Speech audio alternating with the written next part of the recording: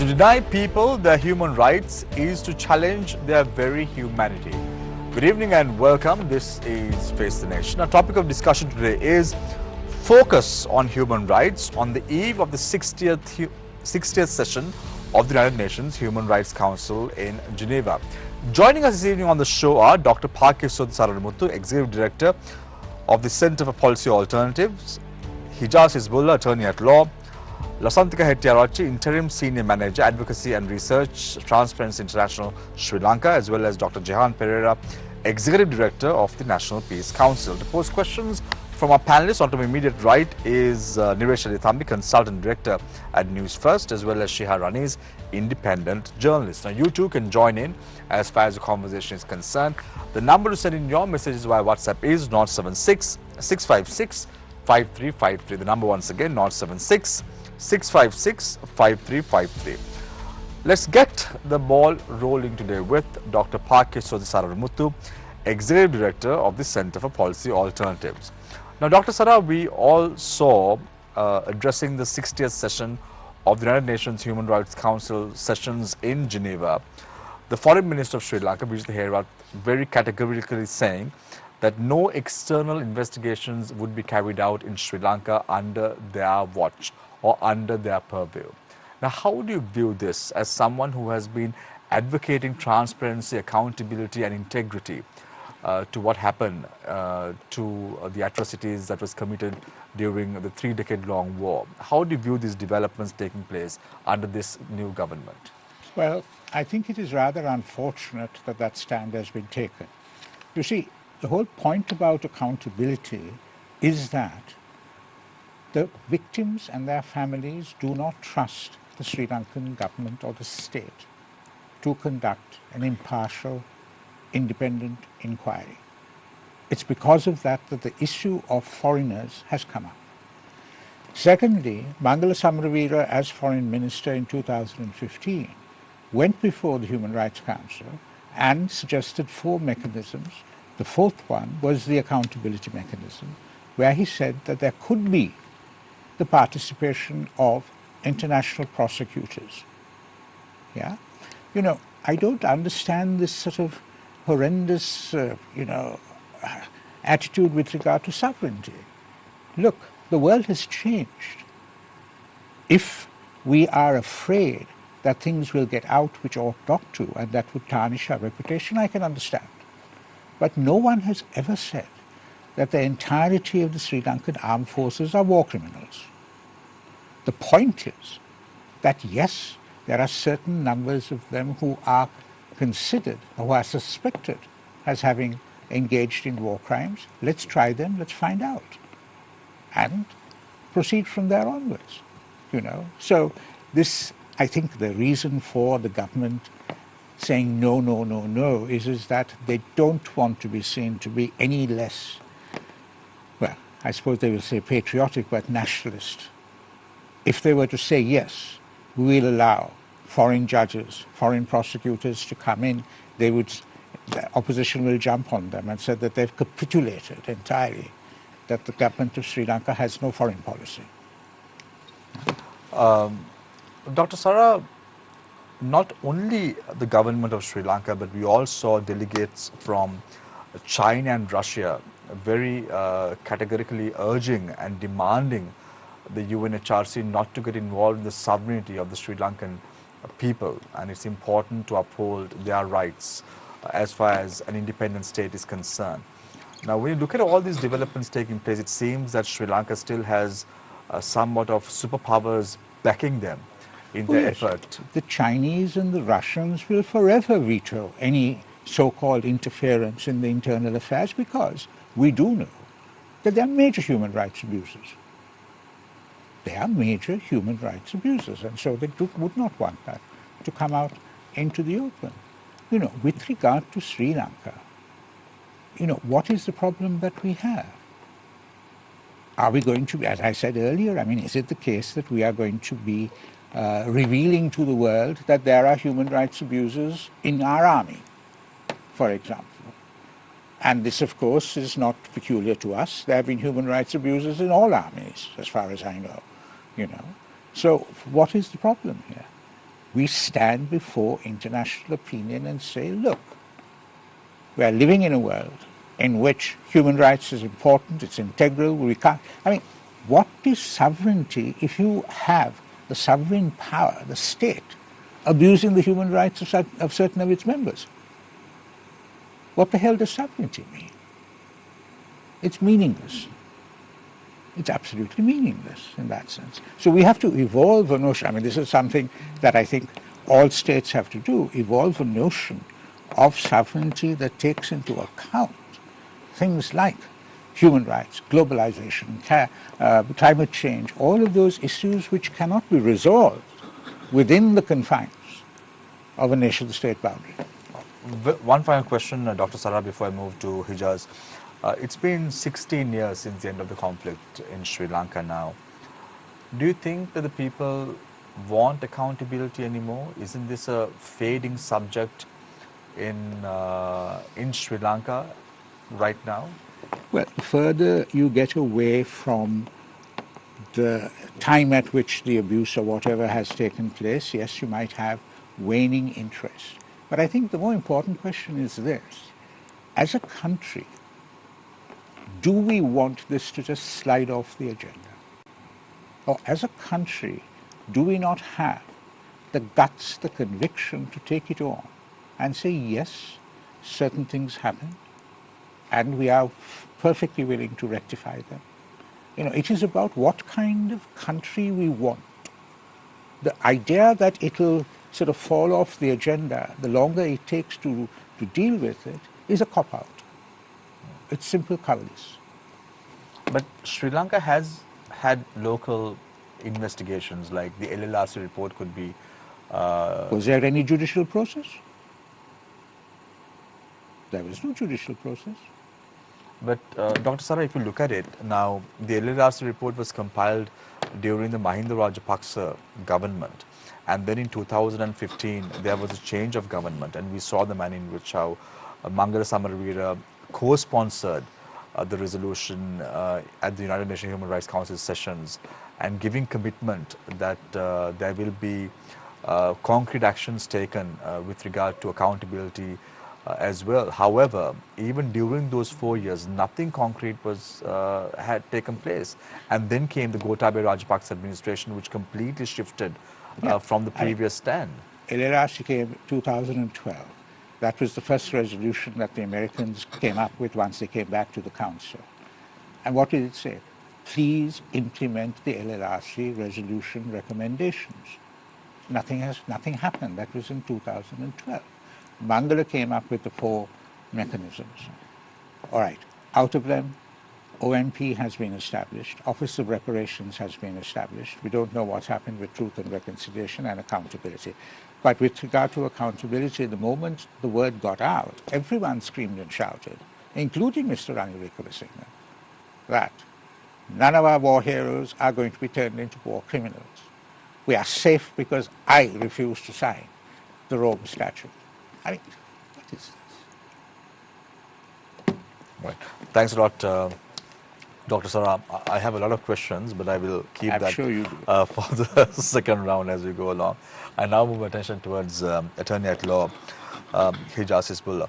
Hejaaz, now we speak about the anti-nationalistic rhetoric fading away from the Sri Lankan society, at least by word, not by deed, because we see that when the government appointed the set of cabinet ministers, what they said was there needs not be a Muslim cabinet minister anymore, because this is not what we're looking at. We're looking at a unified Sri Lanka, and we have to be Sri Lankans at heart, first of all. So this was something that was bought very well by the Sri Lankan people, and as a result of that, the government was able to even get an overwhelming majority after the presidential elections as well. However, when we look at the statement that was made by President Anil Kumar Dissanayake recently when he went to Kachathevu, he said that why don't we have a cricket team which has all communities playing in that particular team in question. It could be Sinhalese, Muslims, Tamils, and Burghers, and so forth. But if it's all about talent, if it's all about a unified Sri Lanka. Why was such a statement made by the president, again bringing forth that nationalistic rhetoric to play?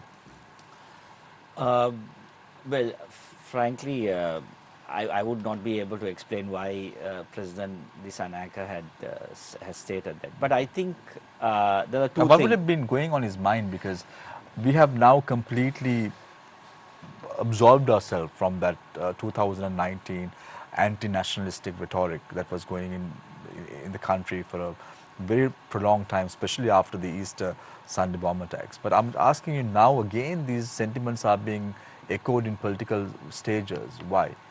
Shamir, the fact is there are distinct ethnic communities living in Sri Lanka. There are, and recognizing those differences, appreciating those differences and celebrating those differences is the way forward. It is not a situation of saying a sense of equality where everybody loses their identity, or that we embrace a unified identity of somebody else. Now that's the kind of when we talk about nationalism, particularly in the concept of Sinhala Buddhism, everybody wants you to fall in line with a particular identity which is actually an identity of somebody else, like language, like attire. Now, for example, an issue that a lot of Muslims have, particularly whether it's uniform or professional attire or whatever, is attire of identity. But then they say, well, why can't we have a uniform attire? But that uniform attire is actually somebody else's attire. Language, same thing. We have a national language, which is one language, Sinhala only. But actually, it's not a language that belongs to everybody. It's a language that belongs to a particular group. When in a country where there we have many groups living. So that's the wrong way, I would say, of looking at national unity.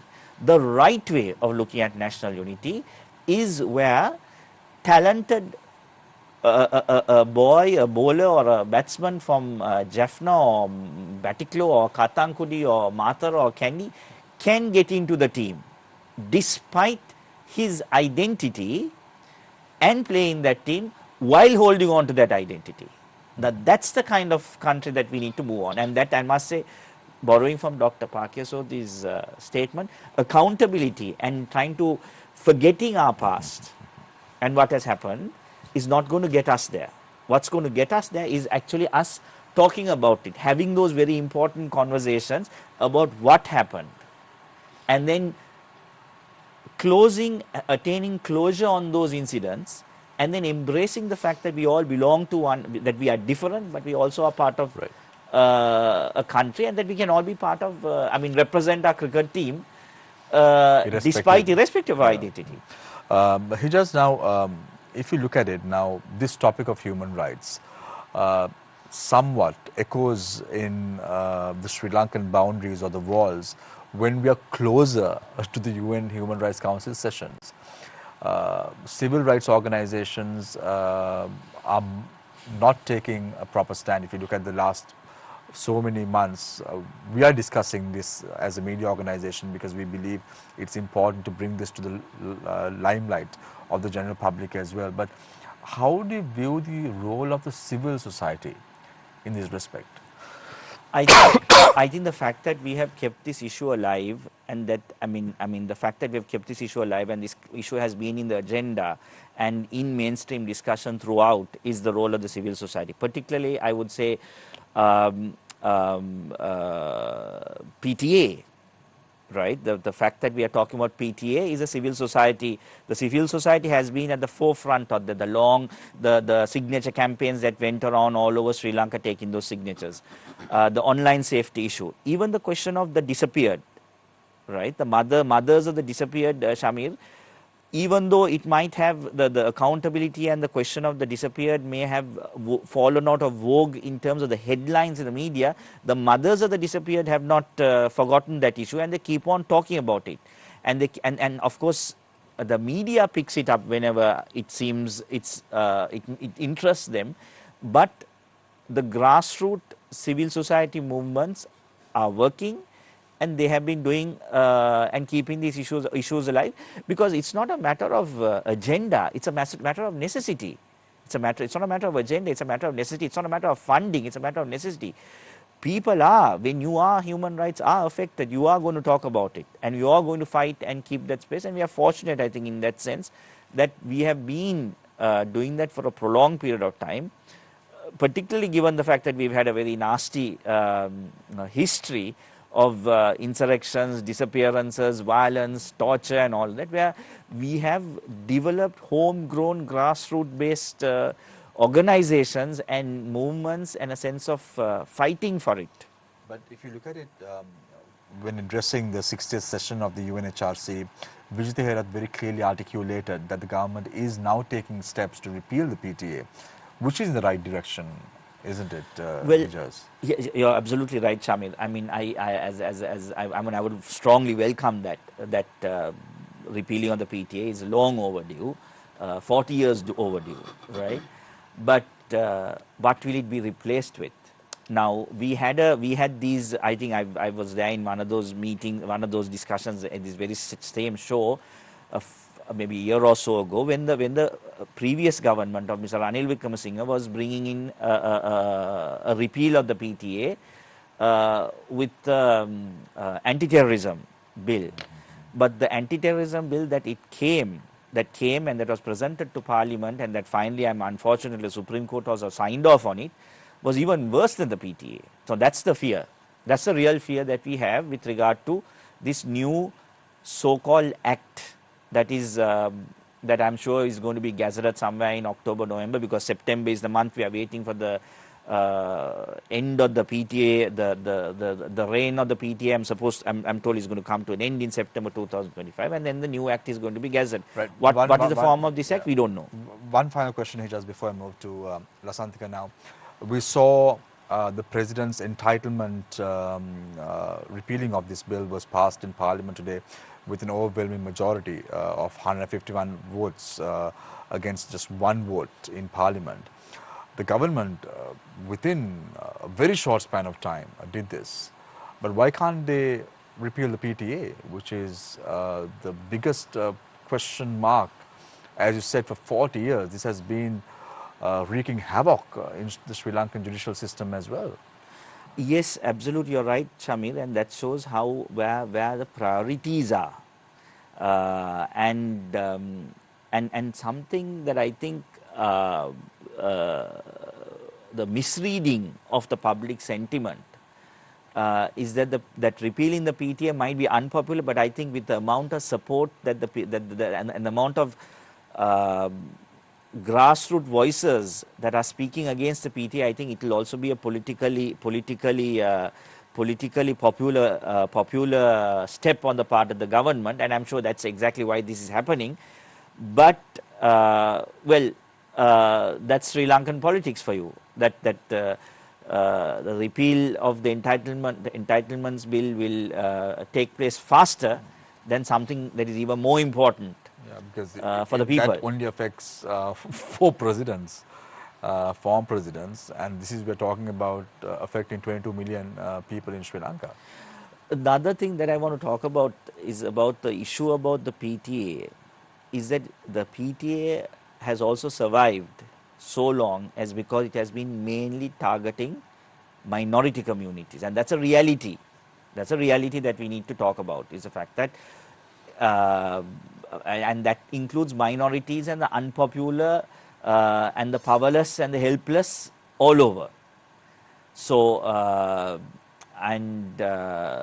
so that has also again goes back to us as a society. Right. Us as a society. Thank you very much, Hejaaz. As I said before, Dr. Sara, a lot of questions under my sleeves right now. I'll pose them to you momentarily as the show goes along. Sure. I now move my attention towards Lasanthika Hettiarachchi, Interim Senior Manager, Advocacy and Research at Transparency International Sri Lanka. Lasanthika, now something very interesting happened at the 60th session of the United Nations Human Rights Council sessions.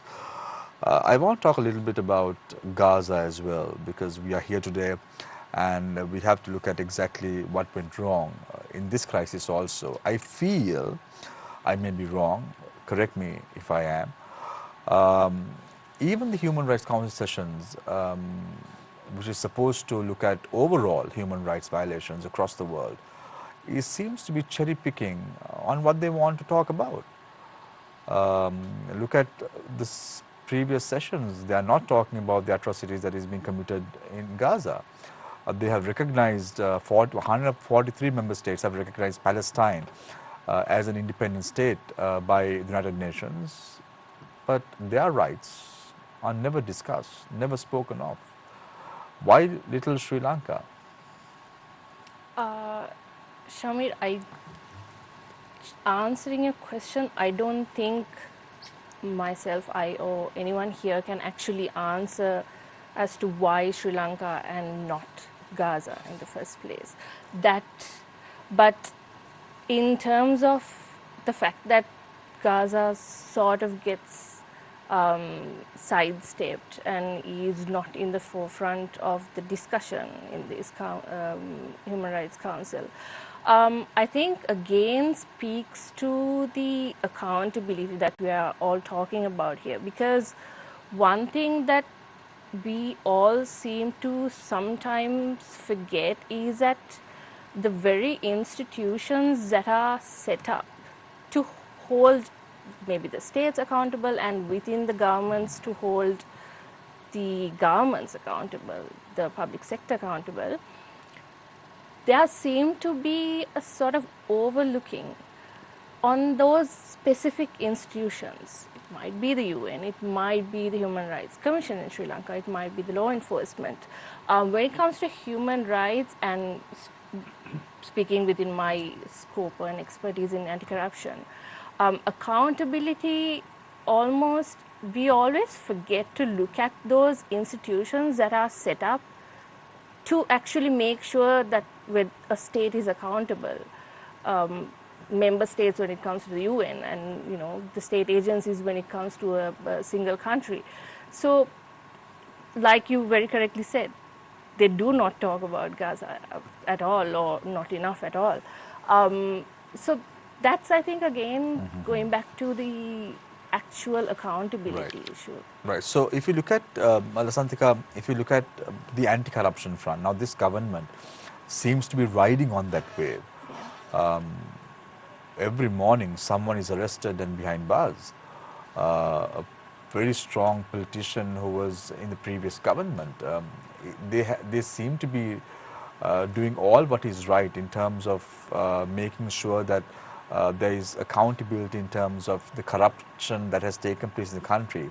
But when it comes to human rights, they're not doing anything substantial, because if you look at it, human rights starts from the late 1980s. It starts from the 83 riots. It starts from 89, what happened in Sri Lanka. It starts from the 3-decade-long war. We had to talk about what happened during the Aragal. All these things are human rights that is plaguing the nation.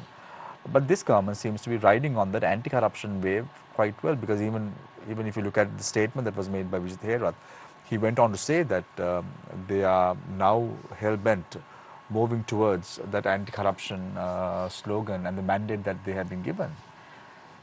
Correct, Shamir. I think what needs to happen is that the government needs to start looking at, it's all good and well that they are on this anti-corruption rhetoric and being hell-bent on making sure that we are free of corruption. But the problem is that they're looking at anti-corruption in isolation. Right? You can never look at whether it's human rights or corruption. Those are not things you can take in isolation and look at. For example, anti-corruption itself disproportionately affects different communities. Anti-corruption disproportionately affects the youth. It disproportionately affects the women and the minority communities, right? So you can't forget human rights just because you're looking at anti-corruption. That's not going to work, because they are always interconnected, right?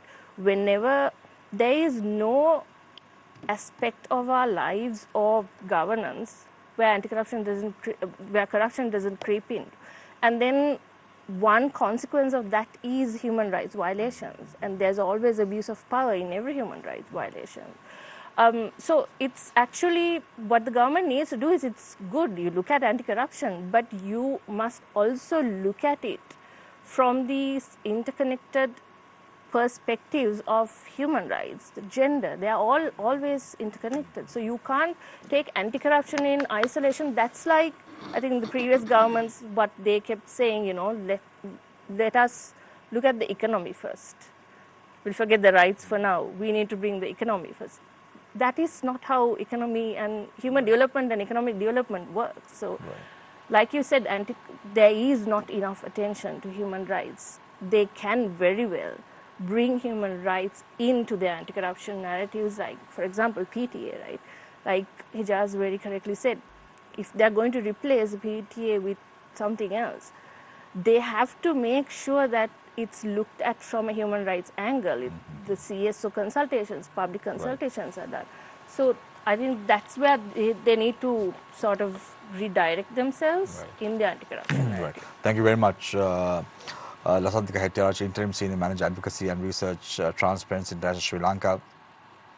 I now move my attention towards Dr. Jehan Perera, Executive Director of the National Peace Council. Dr. Jehan, because we're talking about human rights, and human rights is universal, whether it's in Sri Lanka, whether it's in Israel, whether it's in Nepal, human rights is human rights. So I just want to drag your attention to the statement that was made by Ranil Wickremesinghe, the former Executive President of Sri Lanka, who will not now have the entitlements that was given to them through the 1987 Act of Parliament.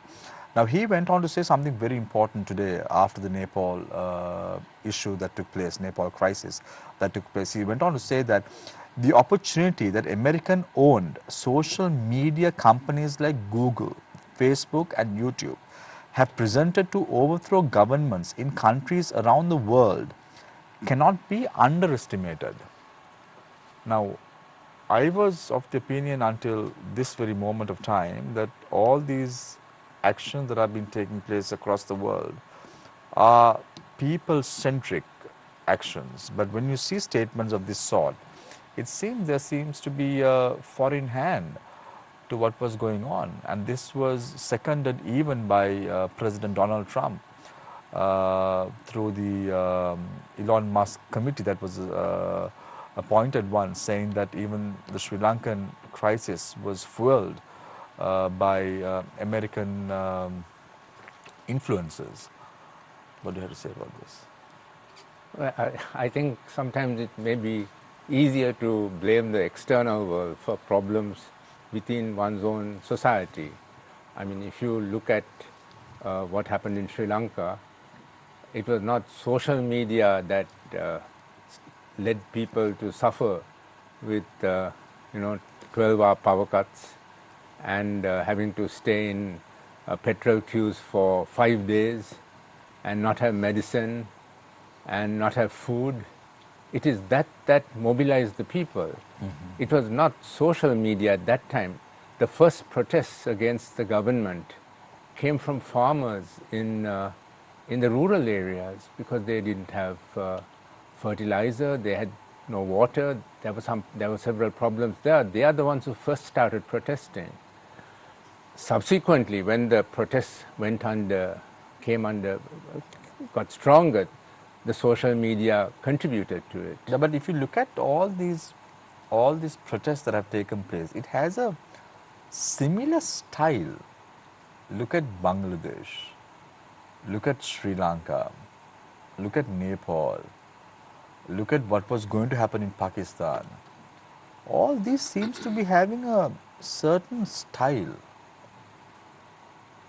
Yeah, I mean, the common element in all these countries is that their governments are extraordinarily corrupt and they have not delivered to their people. In the same way as Sri Lanka's government, as the governments that governed us for 75 years, had failed us, and they had by and large enriched themselves, especially in the last periods of the 80s, 90s and after that. It's the same in Nepal. In Nepal also, there were revolutions. They got rid of their king, There was a people's protest in the, I think, 90s, where they got rid of the king. And then they found that the king was replaced by parties which were also very corrupt and not delivering to the people. One of the slogans in Nepal is about Nepo kids. Same with Bangladesh. It was developing very fast, but the gap between the rich and the poor was increasing a lot. So I think that it is not correct to say that Google and WhatsApp are responsible for the revolts that took place in our country. I mean, in our country, for instance, there was the JVP insurrections in 71, in 88, 89. That had nothing to do with social media, nor had the Tamil uprising, which started again in the 80s. That had also nothing to do with social media. So I think maybe our leaders want to put the blame elsewhere rather than on their own failings. So this is a very leader, Dr. Jehan, that took the NPC, your team, to Geneva when Mangala Samarveera was the Minister of Foreign Affairs. Do you recollect? I was invited, not the NPC. Okay. I personally went. Yeah, yes. okay, but you were the executive director of the NPC. Yes. Right. So from that time to now, what has changed the position of the NPC with regard to the current context of the human rights situation in Sri Lanka? I don't think we have changed. I mean, when we were formed, it was during a time of ceasefire, where we had a newly elected president, Chandrika Kumaratunga, who campaigned at that election in a time of war and said that if she won, she would bring peace through peaceful means. She would address the root of the problem, which was political and which has to do with inter-ethnic, with power sharing between the permanent ethnic majority and the permanent ethnic minorities. That problem still remains. The war has ended, but that problem of power sharing, how to decide in this country where the permanent ethnic majority doesn't decide unilaterally for the ethnic minority, that problem remains. So NPC stand still remains that we need a political settlement. We need a power sharing arrangement. But I'm trying to figure out, Dr. Jehan Perera, because was it a convenient marriage that civil rights organizations had with the Yahapalne government when it came to fighting for human rights? And then suddenly, subsequent 2019, all this was washed away and thrown out of the window because of the fact that that was not the political party that the civil rights organizations were very keen to go to bed with. Now in 2015, the government that was elected promised a political solution, and that was why that was contained in the co-sponsored resolution 30/1 of 2015. So we want to support any government that is doing the right thing.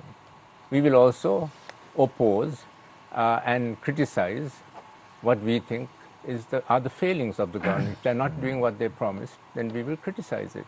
So at that time, the government was trying to, or ostensibly was trying to, implement that resolution, what was contained in it.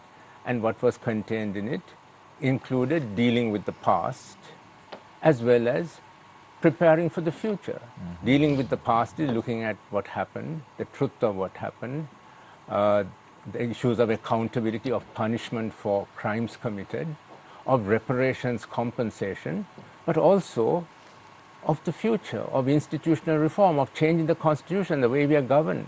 So that government took on that. And then, of course, we wanted to support that government to achieve that. So you said that, one final question, Dr. Jehan, you said that you all sided with the government at that time in 2015 because you all thought what was right was what was going on at that time. 5 years, they failed to do anything substantial and concrete. Do you have any hope now? Yes, I do have hope. I have Or a do lot, you think? I have a lot of hope. Yeah. Do you think that this government is doing the right thing? Yes, I think, by and large, I think this government is doing the right thing on a number of fronts. Economically, they are being very strict. They are following the IMF prescriptions, which the previous government negotiated, and this government has taken on and is implementing it. I just saw a report from the World Bank saying Sri Lanka has actually been quite more successful than most countries in achieving targets. Now, it was a summary, maybe it's not complete. I know that there's a lot of frustration among the general population that things are not being transformed immediately, but I think we were set back, according to that World Bank report, we were set back 8 years by what happened in 2022. And so it takes, you can't undo that in 2 years or 3 years or 1 year. It will take a little bit, it will take more time. So economically, I think the government is doing what needs to be done. Very quickly, but do you think that the UN Human Rights Council sessions also is unwantedly putting pressure on the Sri Lankan government when there is so much of global issues taking place right now? Again, there's a history behind it. I mean, the reason that Sri Lanka came into the eyes of the international community was because the international community was involved in our ethnic conflict, in our war, and in trying to bring peace to this country. So they were very thoroughly involved. And when the war ended the way it did, then again they were still involved. So that's, I think, why we came into their radar. If you look at it, the Israel-Palestine conflict has been going on for years, that and is the true. international community has to be I involved. agree. There's a double standard. There's a double standard at play there, and I think that is one of the reasons why Sri Lanka, the Sri Lankan government, I think rightly, is wary of too much internationalization of our processes, because ultimately it is Sri Lankans who have to find the solution. It is not the outside world, because they come and they go. It is we who have to live in this country. So the government is, I think, right in saying that it should be a Sri Lankan-led process. But at the same time, I would also say that, as Dr. Saravanamuttu said, the victim community, they should get priority. Their concerns should get priority. And if they don't have confidence in the process that the government is proposing, which is a domestic process, then the government must find a way in which to win their confidence. Right. Thank you very much. So I open the floor for questions from Niresh and Shihar, but with your permission, gentlemen, one question for Dr. Sara on the closing remarks that Dr. Jehan mentioned. He said that he thinks it should be a Sri Lankan-led process, which is accepted by the populace of Sri Lanka. But in your opening remarks, Dr. Sara, you said the people have already taken that notion away, saying that they are not happy. If it is an exclusively Sri Lankan process, then there will be a problem.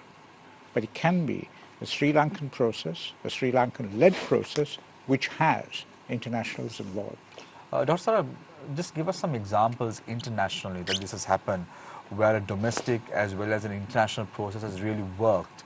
So our audience is quite well aware. I can't immediately recall at this point, but the processes that we've had in terms of accountability have been after quite a substantial change in terms of political regime, and the commitment to accountability has been full, upfront and central. So there hasn't been that need, therefore, to bring in internationals, Whereas here, we do have that need because we have just not inspired. It's the whole question of trust.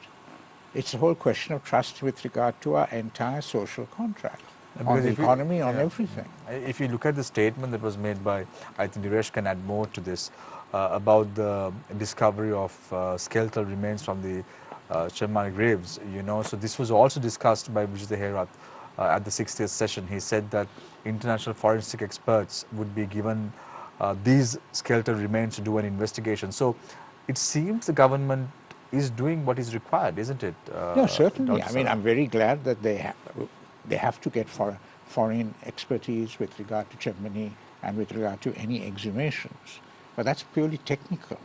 Here what we're talking about is proactive involvement of foreigners, if that's the agreement of the government, or at least some sort of monitoring and evaluation of the process. And that's where the problem lies, because the monitoring and evaluation of the process, which will be conducted by Sri Lankan lawyers and Sri Lankan judicial officers and all of that, then will be blown up into, oh God, they're coming and interfering into what we're doing, and they're here to criticize us because they're acting on behalf of the remnants of the LTTE or whatever.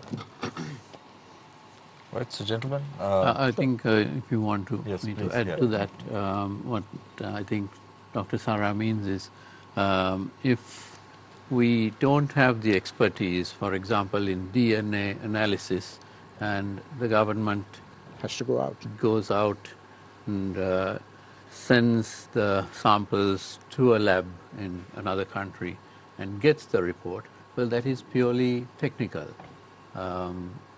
It's not part of the supervision process of the exhumation Yeah, or just, assisting or It's getting not a involved in the political act judicial as such. process. No? It's not a political act as such. But Dr. Sara, given your experience as to what has happened during the conflict, how grave is this Chenmani issue right now? Because it's about accountability. A lot of people talk about scars left behind by the conflict should be healed. But we are not giving that time because of no accountability, no transparency and all that and more. Yeah, so how long must you give for Chenmani to be investigated?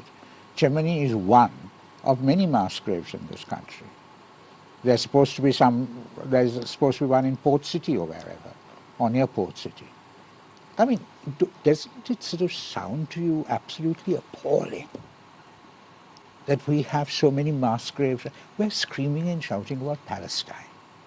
And indeed we ought to. But what about what happened in this country? What about what is happening in this country? I mean, we are a bunch of hypocrites. Absolute bunch of hypocrites. Huh? They're going and beating their chests in front of God knows, Israeli embassy or whatever it is about what's happening. Has there been a single demonstration with regard to Germany? Has there been? Has any single political leader gone to visit Germany? Mr. Anurakumara Dissanayake, the president of this country, visited the north. Did he go to Germany? No. Not that he's going to sort of wage a magic wand and find out whose bodies these are, but it's a solidarity.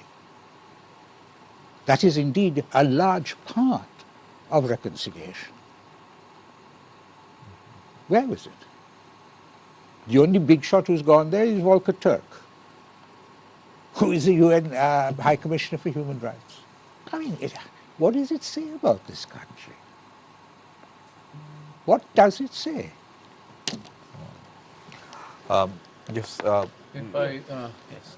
You all have questions? I'll start with Hejaaz. Hejaaz, you were arrested under PTA in 2020, right? Now they are talking about abolishing PTA and bringing in a new law. I mean, you went through the agony of because of the PTA. How do you feel now? You are suffering, and then how do you feel now that they're going to abolish it? Like I said, Shihar, I'm happy for the symbolic gesture of repealing the PTA. I'm also very happy that there is a wide consensus that the PTA is a draconian law, and that was used to target and keep in prolonged detention a large number of people who are actually innocent. And I also want to say that as a detainee myself, I had the opportunity, a privilege I must say, of spending life 2 years with other detainees, including long-term PTA detainees who were in custody under the law before it was amended in 2022, where bail was allowed, and who were in custody for 16 years, 17 years, and 18 years. And I walked into this ward, prison ward in Magazine Prison, Ward H and G was next to us. Around 75 males, all in their, ranging from their 30s to the 60s and on, who have all been in custody for all over 10 years. All over 10 years. And I was a lawyer, and I took the 10-month period that I was, or almost 12-month period that I was in custody, to talk to them about their cases. And I must say, substantial chunks of them were in the wrong place, at the wrong time, very unfortunate, or someone put them or fixed them and framed them for things, for reasons that, I mean, it's only explanation is fate or something like that, or bad luck. So in that sense, and of course today I must say that the entire, I mean, as I know, substantial chunk, I mean, that those wards are now empty, because we are very happy that in 2022 the government introduced bail, the opportunity to get bail, and so all of them are now, I mean, all my colleagues, my friends who are with me as detainees are all at home and with their families. So for us detainees, it's a very former detainees, it's a very good thing, and I'm very grateful, and I'm very happy that Sri Lankan society has progressed to the extent of trying to see this this law abolished. But then, as we hear in the context of Gaza, and again in the hypocrisy of it is, it should be never again. But like this cliched phrase never again is just never again in one context, but not never again anywhere else. So the question that we ask is, what will you replace it with? And that is what troubles us and worries us, and that's what we are anxious about. Because the previous measures, previous instances of replacing the PTA have resulted in laws that are even PTA plus. Anti-terrorism was PTA plus plus. So I hope, so we are waiting for this new law to come in, I mean, to see how it looks like. We haven't. The government certainly has engaged in a consultative process, very limited process, but I think that's not adequate. Hejaaz, now you said you made friends with nearly 75 people. Now Yes. you call them colleagues and friends. Yes. But minus your matter, we saw the manner in which how individuals were speaking about your matter across political fora. We've not seen politicians talking about these 75 odd people who were detained under the PTA. Because if you look at it, now Uday Gammampila is supposedly going to be arrested under the ICCPR. Opposition lead is very active, Namal Rajapaksa is active, all the opposition members have now united. But when it came to these detainees who was unlawfully or lawfully arrested, we don't know yet. But there was no justice, there was no opposition, there was no politicians who really spoke about the rights of these individuals, apart from a few. And that's precisely why we should not have these laws. That's precisely why we should be very careful when we enact these laws, because if not for the fact that I was a lawyer, I lived in Colombo, and I had friends who were lawyers, English speaking and savvy, and who could get on social media and fearlessly tweet about me, or I had the ability to put my case forward, right? But still, with all that, with all the king's horses and men and all of that, it took me 22 months. Now, if that is the case, and you're right, Shamil, what about the ordinary person who does not have that ability? Which is why we need to be very careful and anxious, I must say, when we enact these laws. And I would like to just bring one example of this. is the recent arrest of a boy for allegedly on the pretext that he was standing or he had come to spy on some Israeli building where Israeli interests. He was in custody for 9 months. Social media started talking about him. His family did not go to social media because of fear of repercussions and retaliation by the state. But having lost all hope to the judicial system and realized that even the magistrates' hands were tied, the police was not doing anything, they went to social media, and within 20 days he was released. From the first social media post about him, a WhatsApp message about him and a video that circulated on WhatsApp, within 20 days he was released. So so getting some context now to the 75 people, Hejaaz. Now you said that all the king's horses and all the king's men got together, but couldn't put Humpty together again. But yes. what about the life of these individuals? You know, 2 years in prison. Now we can very clearly see that you've recovered. You have a grin on your face, which is good news even after so many years in prison. But this is not the case for everyone. This is a blatant violation of their rights. This is a blatant violation of their human rights, their fundamental rights as well. We wouldn't be able to put them together again ever. So this is a big problem. Precisely, Shamil, you're absolutely right. And again, my answer to you is that is exactly why we need to be talking about this and protesting to any laws of this nature being enacted in this country or any such processes being implemented in this country. And also about the fact that this issue has not been spoken about. Of course, the Tamil political parties have throughout been addressing this issue. As I said, a few. Yes. Again, for their own petty political agendas. I wouldn't say. I mean, I don't want to comment on that. But the fact that somebody talks about an atrocity, there may be political benefit out of it, but that doesn't mean that there is no atrocity. Yeah. Now, Dr. Sara, referring to that particular case which Hejaaz spoke about, the boy who was in jail for 9 months for basically not doing anything.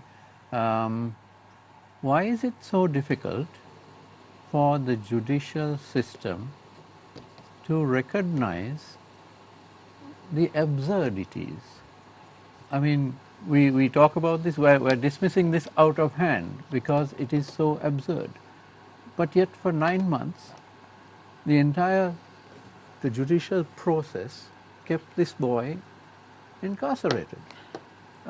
Why is it that it takes social media to get him released? No, so I mean, I think the thing is this, is that he was released once it hit social media so soon suggests that it could happen, that there was no stumbling block or impediment. So what are we talking about here? We're talking about the political consciousness and commitment on the part of the judiciary to also see justice done. Unfortunately, that is the case. How come it took such a long time? And then you go to social media and it happens overnight. You know? So it's a failure of the judges, failure of the Aegis department, failure of the entire judicial system. Our system is totally in pieces. We have to rebuild it from scratch. Dr. Jehan, now you very articulately said that there is double standard going on by the international community. Can you elaborate it a little bit? You must be wondering why am I only picking the 2 words that you said in a long sentence, double standard. Well, It struck me. Can see what's happening in the world. Gaza is one example where before our eyes we see human rights violations being committed. We see an entire population being expelled from their homes, being bombed. I mean, it's genocide. And yet the world is unable to do anything about it. And as you rightly pointed out, the UN Human Rights Council has still not taken it up. Maybe it's still the beginning of this session, and hopefully it will come up, because it must come up, so that we can restore our faith in the rule of law, the rule of international law. Then again, I would say double standard because of what's happening in the United States itself, which we have seen as one of the main proponents of rule of law, of international standards. And yet within the United States now, if you are a person of color, you are very vulnerable. If you are seen as a foreigner, you are vulnerable, because you can get arrested and taken away, and then you're never, and you can be deported. So now all Yeah, the UN Human Rights Constitutions, they're blind. No, because I think it's Are they also sponsoring? it's also about the power. It's power. There's fear. The US is the most powerful country in the world, and other countries do not wish to challenge it at this time, other than maybe Russia or China, but most countries don't wish to challenge it. And that's why more than ever we need these systems to work. So in terms of the US, let's say it's power, money and all that and more. But what is it with Israel?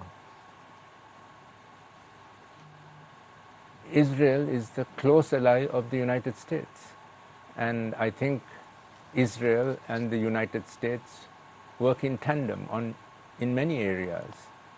So Israel feels privileged, and it also feels a sense of impunity, that it can do anything. So I want to ask you this question, Dr. Jehan. Now, we saw in terms of global powerhouses fighting. So in 2011, when Osama bin Laden was killed, the US forces entered the Pakistani territory and launched an attack in Ahmedabad to kill Osama bin Laden, which was looked as an infringement of the sovereignty of Pakistan at that time.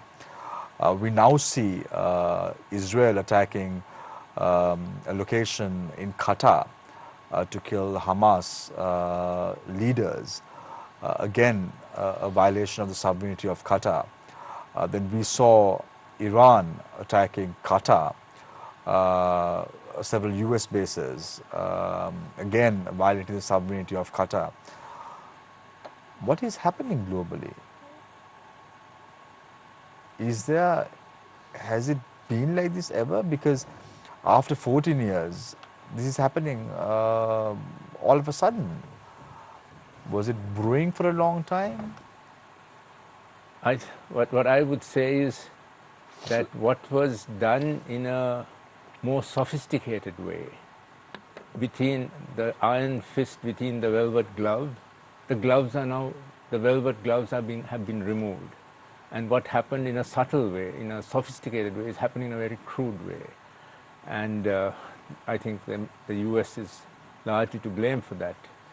They were much more subtle in the past. Now, under President Trump, it's very open, probably because of the crisis the US itself is facing. So what I'm trying to figure out is, Dr.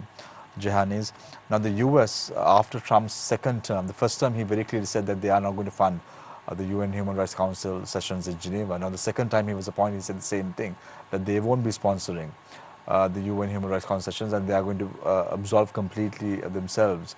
If that's the case, the UNHRC can take decisions. It's a collective, it's a union, it's a membership. They can unite and take drastic decisions. They ought to unite, and I must say, to his credit, the UN Human Rights High Commissioner has said that the rule of law is in shreds. I don't think he specified why it's in, he didn't go into detail, but he made that general pronouncement, and he said, given what's happening in the world. So it is, I think Sri Lanka also has its own role to play in strengthening the international system. Dr. Sara, yes. I think we need to clarify certain things about the UN as the key multilateral organization that we have in international politics.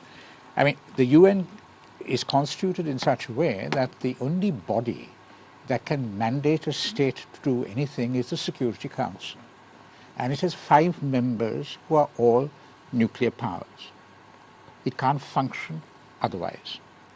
It only functioned once when the Russians were boycotting the Security Council. The Americans then took it to the General Assembly and got the Uniting for Peace resolution in Korea in the 1950s.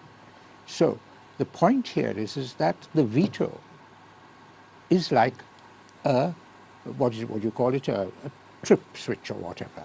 Huh? If you are going to decide to go to war against a nuclear power, it stops there. You get a veto, you can't go further. The UN Human Rights Council, they can pass resolution after resolution after resolution. But what the hell is, what's going to happen? What's going to happen? It's like the Human Rights Council Commission in Sri Lanka. Sorry? It's like No, the Human Rights Commission in because, Sri no, Lanka. so this is the point, is that in international politics, we don't have government. We have governments. It's only when you get the governments to agree, and then when the smaller powers or the weaker powers provide the legitimacy for their action, that it works. But apart from saying that, look, this is a sort of the center for moral opinion and whatever it is in the world, beyond that, what? I mean, are you going to go to war? Take Gaza. Are you going to go to war in terms of the ultimate sanction, presumably, is use of arms? Are you going to go to war with regard to Gaza in confrontation with the United States of America? Are you going to do that? And Western Europe as well, probably. I mean, it's absurd. No, but Dr. Sara, the question in terms of Gaza is the fact that the GCC, the Gulf Cooperation Council, which is the powerhouse for the Muslim countries across the world, even they are silent. Well, I mean, because we all know what the Arab world and what the Muslim world thinks about the Palestinians. This is an old story, no? We remember what happened in Jordan in 1970. Black September. You know? I mean, in fact, has there been any demonstration in favor of Gaza in any of the Arab countries? Precisely. Yeah. I mean, Egypt. It set up its border. It reinforced that border. Talk about humanitarian assistance and all of that. What are the Egyptians doing? They're just keeping them out of their bloody country now. It's only here in Sri Lanka that we're all pro-Gaza. Which is not a bad thing. Which is not a bad thing, but that doesn't make a damn bit of difference. And also in Western countries. In Western countries, there are a lot of public protests, people's protests. No, I think the point is so that not the point. there is a gap between, we need to understand international politics and how international institutions work. And or don't work, absolutely. The situation in Palestine exposes the weaknesses of the UN system, and particularly how power is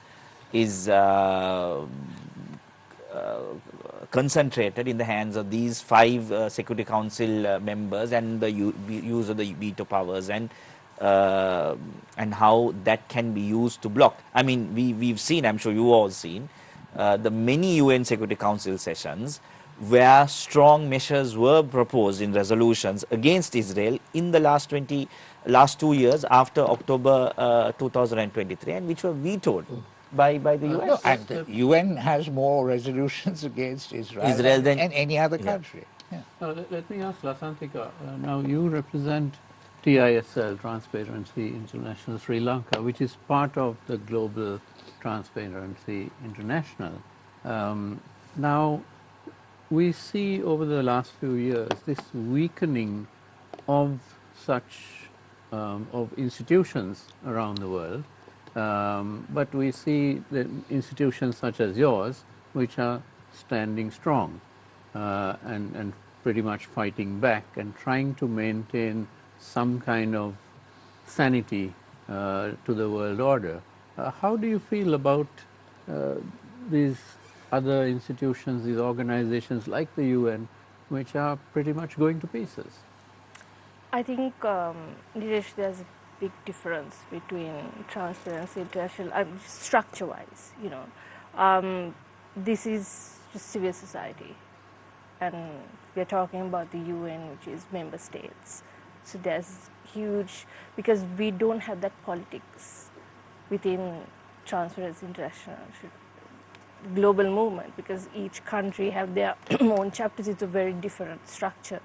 So I don't think it's fair to even compare, because there are other civil society organizations who are also present in many countries, like Transparency International, who have been working just fine and without any of the geopolitics within their organizations. So I think that's just two different things on why this is this way and why the UN is the way that we are all talking about right now. But I think it goes back to, again, other than the powerhouses within the Security Council, I think it's just speaking from anti-corruption, transparency point of view. It's just the fact that those agencies themselves, maybe there is a need to look at themselves. Into even the UN, they're talking about transparency, accountability, and telling all these countries on how to be more transparent, accountable, protecting human rights and anti-corruption. But I think because Shamir also mentioned the Human Rights Commission in Sri Lanka, I think it's a time for these organizations also to look at themselves and see whether within that organization, whether you're actually living up to what you're preaching and what you're telling the member states to do. Because because you asked, Transparency International, we try our level best to make sure internally our organizations are not prone to any criticism, right, from every single person who is working there. That's not negotiable. We can't have any vulnerability, corruption vulnerability within our organizations if we are going to go and tell our governments on how to do good governance and how to be accountable and transparent. So I think that is the structure that we would like to see even in, memberships like the UN, be accountable to their own organizations, and that also translates to domestic organizations. Very quickly, Lasanthika, just for us to understand. Now we know the biggest funder for the UN before Trump was the United States. Yeah. If I ask you, who is funding Transparency International globally? Globally, so we've had US funding, which is now cut down quite a bit. We've been funded by the Commonwealth, the Australian. So don't you it's think multiple governments and institutions. Yeah, but don't you think invariably that allows you to hold a candle to governments like the US when it comes to matters of human rights and even anti-corruption? We do, Shamir. Transparency International US, United States, they are trying their best. On the US side, but do you all have that pressure? That's what I asked Dr. Jehan as well. When you are being funded by a foreign government, and can you go against that government, being a civil rights movement or an organization? I find it a little bit difficult to stomach, but you could probably respond to that. Yes. Speaking of, we are a global organization with over 100 countries. We are present over 100 countries. But speaking of our own country, our own chapter, I can tell you with 100% certainty we can. Just because we are being funded by a particular organization, or we even work with the government. We work together with the CIABOC. We are in the National Anti-Corruption Action Plan Steering Committee. We go and sit with the government, states, and the CIABOC. That does not mean we don't criticize the CIABOC when we must. If there is accountability or transparency issue, that we won't do our job and go against these institutions just because we are sitting with them in one steering committee. That's not how it has to work. Lasanthika, now in your initial remarks you said about corruption and human rights violation go hand in glove, right? Now this has been continuing for a long time in Sri Lanka. Are we missing something in the judiciary? Because we always criticize our rule of law, right? We have the laws but we don't implement it. I mean, how do you see that? I think, Shihar, that is starting from the law enforcement, the police itself. You know, implementing the laws has always been an issue in this country, and that's not only up to the judiciary. Implementation happens by the government and then the law enforcement, but not to say that there are no, issues within the judicial system. Look at how we make the laws in the first place, right? We are talking about implementation, but before implementation, OSA, PTA, how do we make our laws? That itself does not take into account that intersection between human rights, anti-corruption, public participation, open governance. Right? Our lawmaking process itself, before it goes into implementation, we need to fix the law-making process. Most likely we will see this happen again, like Hejaaz said, when the new PTA comes, whatever that is going to replace the PTA. Just giving 2 weeks to people, putting it on a website and saying give your feedback is not meaningful public participation. That's not. A government should not be able to just put it on a website, give 2 weeks and say, oh, we did civil society consultations, we consulted the public. That's not meaningful public participation. So our system needs to start first from the law making itself, and implementation is a completely, Dr. Sara, why isn't that happening? We've discussed this for years, that the law making process in this country is faulty. It's absurd. We, the people, don't really get any time to look at it, to criticize it, and to give our input. And the government knows it. Every party knows this. But no ruling party has really moved and sorted this out. No, absolutely, because there is no interest, there is no political commitment. It works in their favor. I mean, just take the PTA. I mean, how many of us around this table expect that the PTA will be repealed? Hopeful. We're all hopeful. We're all hopeful. It's very, very interesting that when Geneva starts, they say, we are looking at it, we've done consultations and all of that. GSP Plus. Yeah. When the GSP Plus happens. Yes, and GSP Plus let us down, no, in terms of those of us who thought that there should have been stricter on us with regard to GSP Plus in the past. But it will come and then everyone will lose interest in it and the PTA will still be on the statute books. It's entirely possible, because look at it. Next year is 2026, the year before the IMF deal expires, right? 2027 it will expire and we have to start paying back. 28 and then 29 is major election year, presidential and national. Do you think the government is going to allow for, facilitate any kind of dissent or freedom of expression and all of that kind of thing? I think it's going to get tougher for them. And the PTA, we all know, is very handy. There is no reason as to why they can't abolish it now. They very well go ahead and repeal laws that were established in 1986, like the Entitlement Act. They can definitely go ahead and do this. Yes. I mean, those poor past presidents of our country. Yeah. But why the hell can't they do this? I mean, look at the number of people whose lives have been ruined. Ruined. Absolutely ruined. It's criminal, quite frankly. It's absolutely criminal. So no charges have been brought against them. They don't have any bloody evidence to do anything. It's infuriating. As just a matter of interest, and I think maybe I've shared this,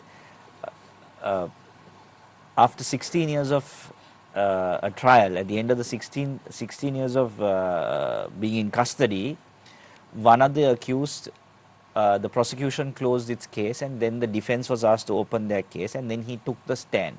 One of the accused who had been in custody for 16 years. And while explaining what happened, it all happened on one day where he was in Vaunia in a lodge and he got arrested. So he got on the dock and he started explaining, and he was telling the judge that he was innocent, and he broke down in tears. The High Court judge who heard all this was horrified to hear this story, that there was an innocent man like this who was in custody for 16 years, and at the end of this long trial, when we open the case for defense, that we hear it from him that he's innocent, and that his entire statement of facts is fully corroborated. And he broke down, and the judge asked him, "Why didn't you tell this before?" And his answer was, "Did you ever give me an opportunity to do so? Did you ever, does the system ever give an accused the opportunity of telling, I'm innocent?" And actually hear what he's saying. So it's So how worse it is, just to give some context to it, Hejaaz, Shihar or Niresh or I, when we are walking out of Stein Studios today, we can be arrested under the PTA. That's how bad it is. Yeah, and in the anti-corruption bill, now of course there's a difference. Under the PTA, you can be arrested if a senior superintendent of police authorizes your arrest. The anti-corruption, anti-terrorism bill that the previous Ranil Wickremesinghe government came, gave every single police officer that power. That means the constable who's standing there can arrest you under the PTA. Yeah, if he doesn't like your face. Yeah, no, that is why I say, now the anti-terrorism bill was brought in as a repeal PTA and an improvement, but in actual fact it was PTA plus, and that's the worry that we all have. Right, Dr. Sara, now we all know the Office of Missing Persons was established in 2017 under the number 14 of 2016, the Office of Missing Persons Act. Can you tell me, what do they really do? They Well, tried, I think. They tried. They tried. They've got. Salia Piris, they tried. Of course. I mean, they've got over 20,000 files. And the I'm point, trying to figure out now. I know it has been point established is- for the last 8 years, but Are you implying that the Office of Missing Persons is missing well, I mean, there is, in action? but there is a point in terms of appointing the suitable people who have a conviction, a commitment to this office, and that hasn't always been the case. There are some who've been very good, there are some who've just not been, committed at all. But the other point, of course, with regard to the OMP is this, is that the government or the OMP itself has to tell the public at large that this is not something that can happen overnight. It does take time. There are technical matters as well that have to be looked into. There is always the question of the political stumbling blocks that you have. But it's not going to take, it's going to take time to come up with answers as such. I mean, and like with Germany. I mean, the thing with regard to Germany, I mean, I would say that for me, looking at what is the government's commitment to see Germany through? And if you see Germany through, there are a whole lot of other grades that you have to look at as well. Now, we know it costs a heck of a lot of money. How much is going to be put into the budget to deal with this? Is it going to give us any indication of their seriousness, their commitment? Because so far they've been very good. I mean, apart from not going and visiting and all of that, the reports that we have are there's not much of interference and all of that kind of thing. But it has to be followed through, Dr. Sara, now when you look at this website, Which one? the OMP website that is handled by the government, of course, when you go to this website and try to find out the number of missing people, every district there are reports of missing people. So it's quite grave. We are not talking about just the north and east. We're talking about the entire country. Absolutely. And we're talking about the armed forces as well, the Army, Navy, and the Air Force also. So this is quite grave. You know, I was the secretary of that thing that we were sent around the country to look at, to ask people what they thought about the four mechanisms. You know, in Mathura, for example, we had a town hall style meeting where there were about 500 people. And the one thing that they came up with, we want the state to acknowledge what happened. They want the state to acknowledge what happened. They didn't talk about going to trials or anything like that. Likewise, in Chavakache, I mean, all over the country. I mean, in fact, I mean, it was odd because the people in Mathura turned around and sort of said, look, we know what they did here, so we can well imagine what they did in the north. You know? So, I mean, the history of this country is reeked in blood and plunder, quite frankly. No, but Dr. Sara, what I'm getting at is now to operate such an institution, you need money. Yes. There has to be government allocations. Yeah. At least are they allocating the money? Well, this is what I this? said. I mean, the budget will be a good idea, but they have to go to other countries for assistance in order to do this properly. They have to go. But don't you think the will must come from the government No, itself? no, absolutely. Yeah. It must, but we don't have enough money to do this, and therefore we will have to go outside as well. Dr. Jehan, now since the end of the war, we have been battling with this, human rights abuses, right? There's a UN resolution, we have agreed for that, and then we basically unilaterally cancelled it. And we always say we want to go for domestic investigation, whereas the UN says like they want to go for international investigation. Where did we miss the bus? Did we have any chance where we can explain ourselves and then collaborate with UN and get this thing addressed in the past? I think one place where we missed the bus was actually in 2009 itself. Because in 2009, when the war ended, there was a resolution in the UNHCR. And that resolution, Sri Lanka actually won. We won it. If we at that time... And the resolution was? It was, I think the US promoted a resolution against Sri Lanka. EU. But Sri Lanka was able to get it changed, and the majority of countries supported Sri Lanka.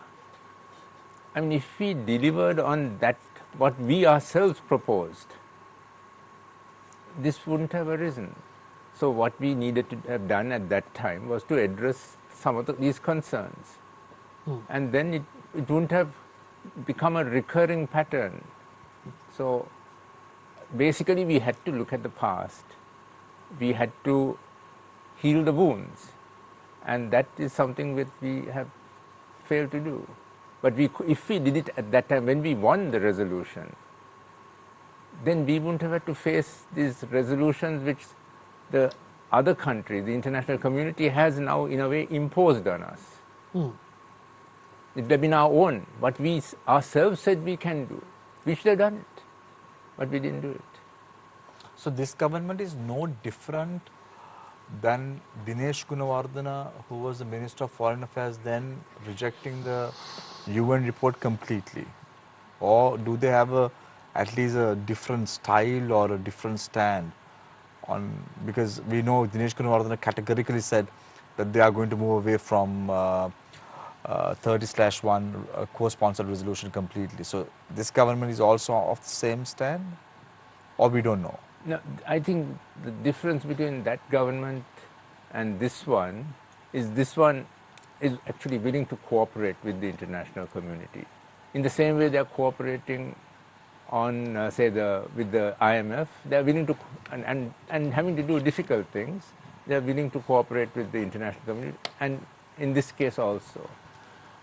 Where they are actually taking the same stand as Dinesh Gunawardena and other governments also, not only Dinesh, but then the governments that followed, even Ranil Wickremesinghe's government in the last period, is that we say that we will not have international sort of involvement in decision-making processes with regard to dealing with the past.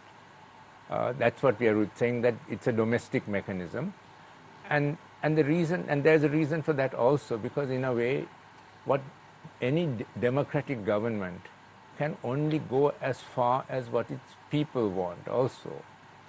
So if the people are not, the general population does not want an international mechanism, it's hard for a government, because it's a democratic government. But isn't that a cop-out? Because governments do unpopular things every day. If they need money, they just levy taxes. They don't think about is it popular or not. But I know. to lead. But in this case, it's also nationalism, very powerful force.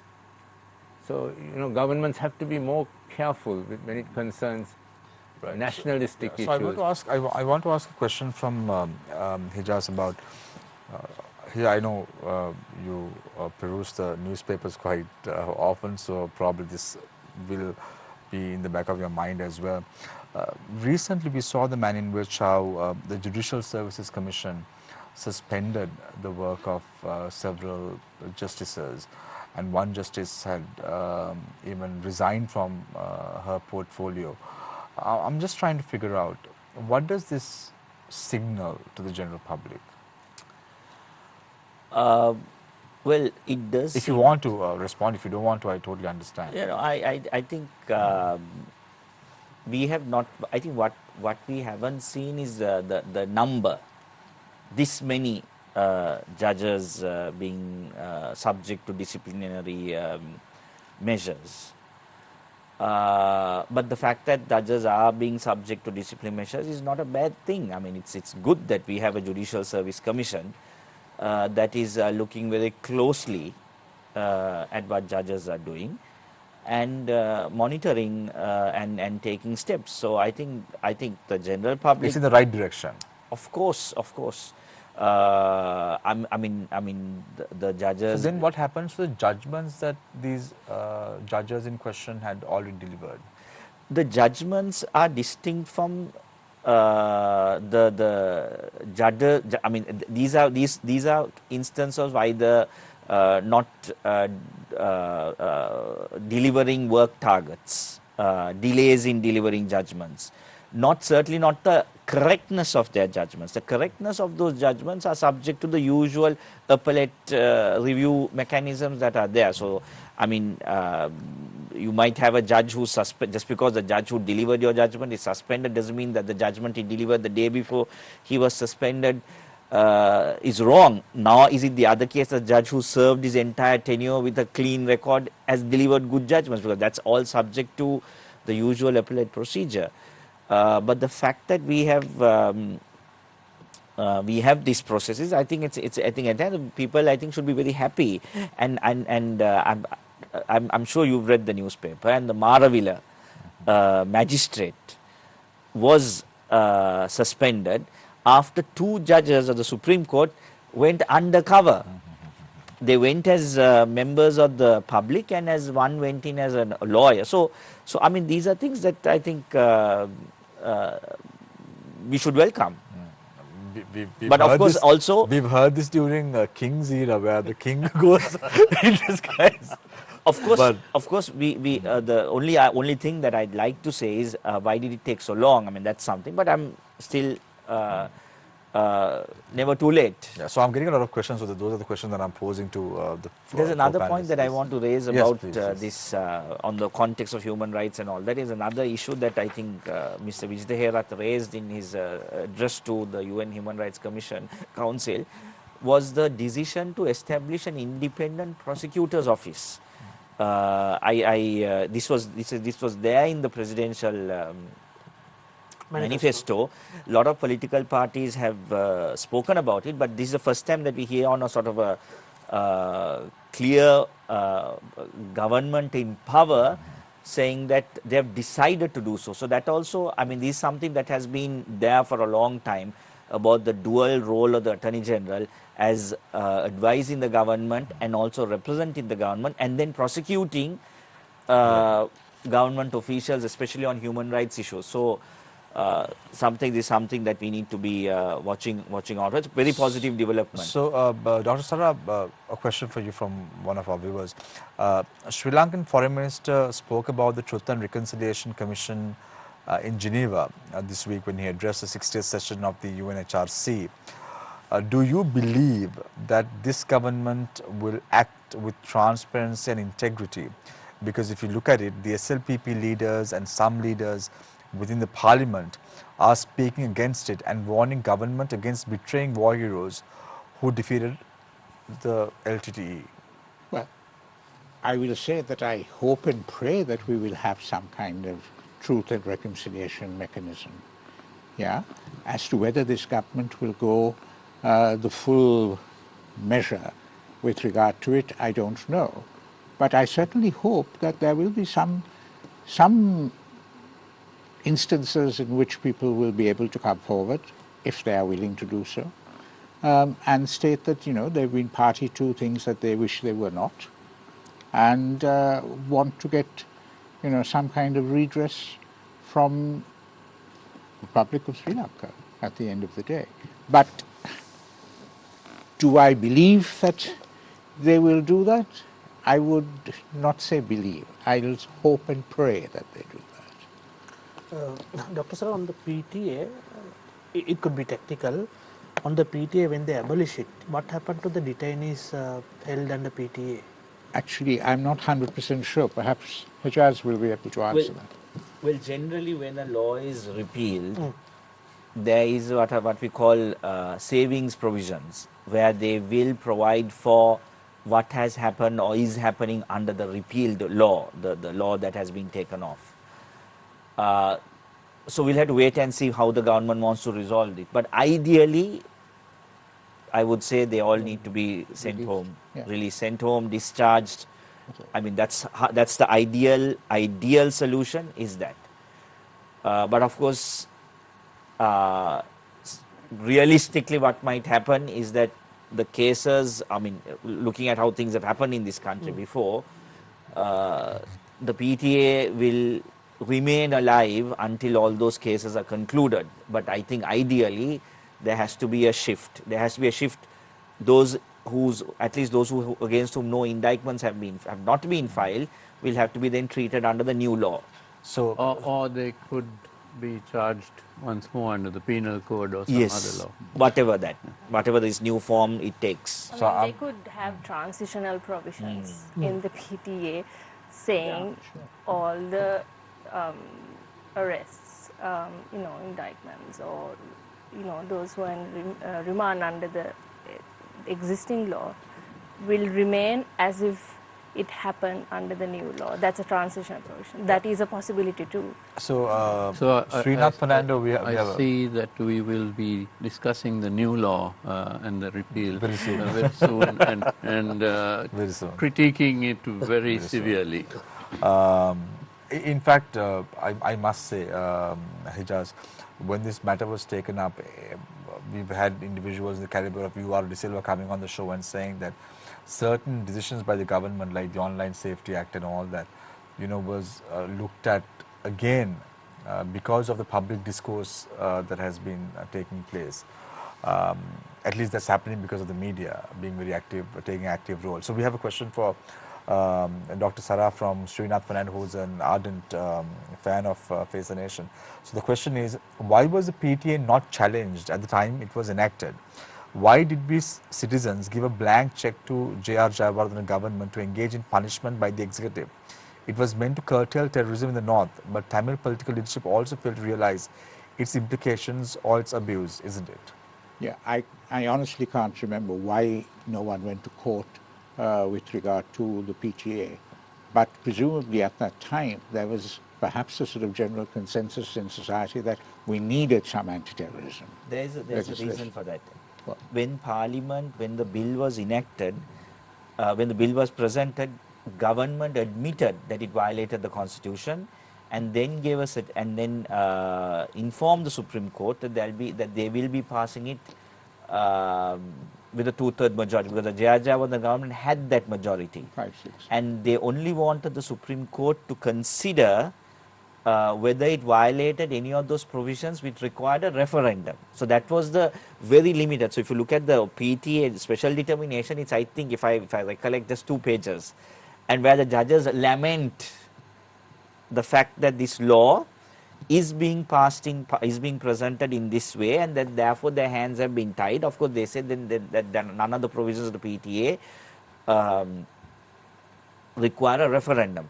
But again, the context in that was that law was a temporary provision for a year, and so that was how it came in, and I think it stayed on for 40 years thereafter. I think there was another, that the 1-year rule was taken out.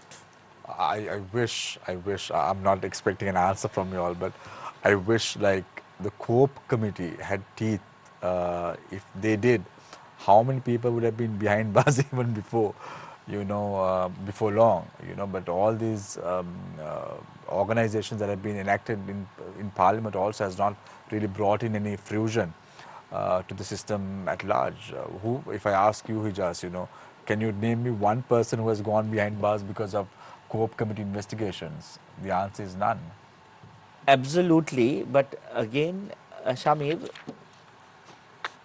we should not advocate things like the PTA just because the offence concerned is something that we find serious. This is particularly in the context of, which is what I think, which I'm also hearing, is that there will be a very severe law, very PTA plus law, but focused on drug trafficking, underworld, and organized crime. That does not make the ordinary citizen safe, because we know and we saw in the Yuktiya operation how the scores of people being arrested and then being held in custody for 3-4 months and then released without any charge. And in fact, police stations were given quotas. So whilst we must, and as Lasanthika said, as we need to go after these criminals, but then certainly within the procedural fairness guarantees that they are entitled to as citizens of this country. Right, so let's wrap up. I want to start with Dr. Jehan Perera. Your final thoughts about human rights and the way forward for a country like Sri Lanka, Dr. Perera. Well, I think the problem that we need to address is actually the ethnic issue. That is the one where human rights were violated on a mass scale. And for that we need to both look at the past, what happened, and deal with the past, find the truth of what happened, punishment for wrongdoings, reparations, but we also need to look at the future. We also need to look at the future, which is about inter-ethnic power sharing. We need to change our constitution so that there will be a fair system of deciding together. And I think that will lay the foundation for a country that is at peace and with reconciliation. So those are the 2 areas that I would like us to be concentrating on. And I think that this government, with its commitment to non-racism, to treating people equally, and to anti-corruption, is well poised to go in that direction. And of course, civil society must support in that.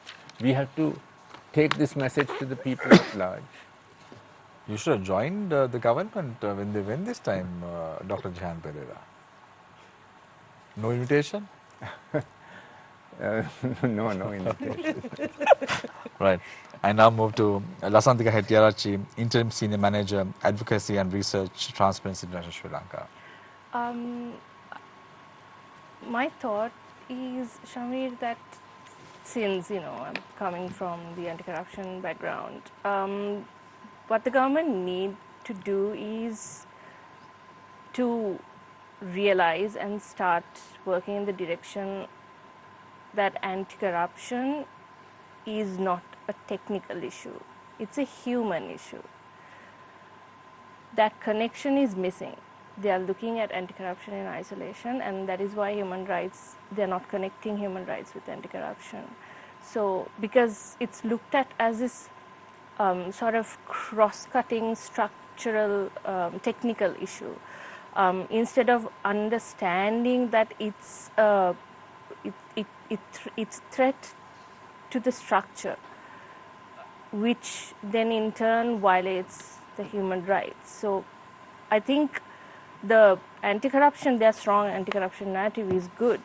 I mean, not that it doesn't have its weaknesses, but in the context of human rights, the government needs to start looking at anti-corruption as a human issue, and then they will see the gaps in the anti-corruption agenda where that is violating human rights. Thank you very much, Lasanthika. Hejaaz. Shamir, again, grateful that Face the Nation continues to speak about these important issues, and that's something that we need to keep doing. And that's how we keep these issues alive, and that's how we keep these issues in the mainstream discourse. And that's the only way that we can make human rights and the protection of human rights a reality. Three issues I think that were being discussed. One is the interconnection between corruption and human rights. In fact, I think what we saw from the Aragalaya was that severe human rights violation takes place to hide corruption. Anyone who talks about corruption, or the journalists who speak against corruption, activists who talk about corruption, get arrested and tortured. So that is the connection between human rights and corruption. That because you suppress the civil and political rights of citizens, the idea is so that you can plunder. As Dr. Paikiasothy, I think that he caught that very. The history of this country has been bathed in blood and plunder, and that's exactly what we have seen. The only way forward is, I think, is having a very honest conversation and being open to the realities of the past, and having real change rather than cosmetic change for the future. Thank you. Thank you very much, Hejaaz, Hizbullah, attorney at law. Dr. Sara. Well, as I've said before, I mean, the government is facing a situation in which the social contract is in tatters. It is now the opportunity to rebuild it, and it's a once-in-a-lifetime thing, given the over two-thirds majority and all of that they have. What I'm concerned about is everyone talks about the president saying that, you know, we're all Sri Lankans and we should all treat each other equally and all of that. But look, it's not equality before the law as such. What we need to look at is the whole question of equity.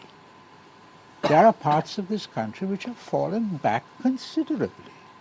And, you know, in 2009, when we ended the war, we should have come up with something like, you know, a Marshall Plan for the North and East. We haven't done that yet. And so you have young men there who don't have jobs, but they've got money in their pockets because the diaspora is sending them money. And what are they doing? They're either going into drugs or joining something like the Hindu extremist organizations like RSS or whatever. So what I would like to see, therefore, is a hard look at what this country is at the moment and where we want to take it, you know. And that is speaking the truth to the supporters. The JVP has to speak to its supporters in the public service and in the military and all of that. Because it can't be hunky-dory and it can't be the continuation of the situation that we've had in the past. So ultimately, I'd like to see them come to recognize that Sri Lanka, the founding principle of Sri Lanka is unity in diversity. I am a Sri Lankan Tamil Christian.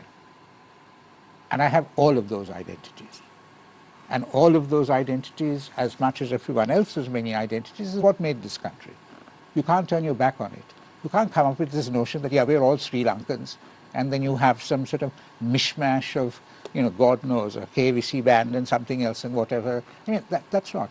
We are a country of many peoples, and we should be proud of it, because at the end of the day, we want to be in one unit, you know. So a country where unity in diversity is recognized as the founding principle, and secondly, that, you know, I've said this before, you know, we want a country where laws and processes and and institutions do not humiliate people.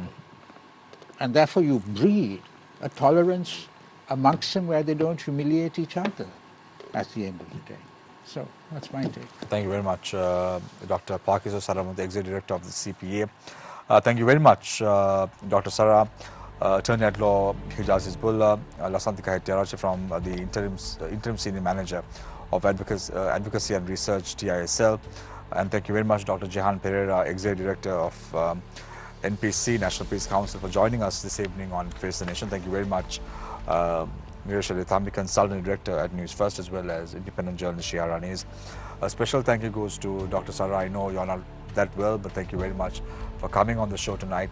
But it's important to raise our voices as one on matters of this sort that is important. So thank you very much, Dr. Sara, for joining us. So now I'm going to get a whole lot of get well soon messages and whatever. Thank you very much for coming on the show, Dr. Sara. I really appreciate, despite all this, thank you very much, the three gentlemen and the lady, for joining us this evening on the show.